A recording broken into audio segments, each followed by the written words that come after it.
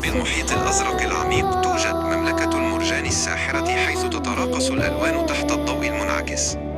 هنا يسبح السلحفاة الحكيم حافظ مع صديقه السمكة الملونة زري بين شعاب مرجانية ضخمة تشبه الغابات الملونة.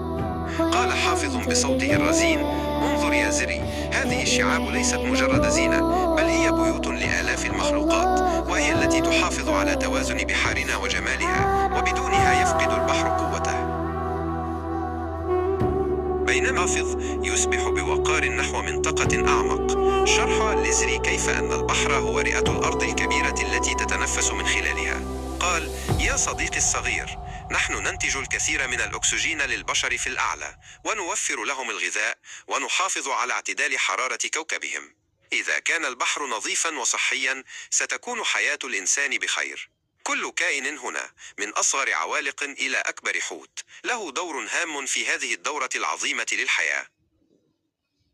شعر زري بالفخر لأنه يعيش في هذا المكان المهم، وقرر أن يبذل قصارى جهده ليكون حارسا لمملكته ضد التلوث.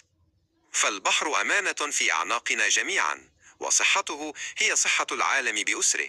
والآن، ومع هدوء الأمواج وتراقص ضوء القمر الفضي على سطح الماء، حان وقت الراحة لكل سكان الأعماق، ولكم أيضا يا أصدقائي. تذكروا دائما جمال البحر وأهميته، وتصبحوا على خير.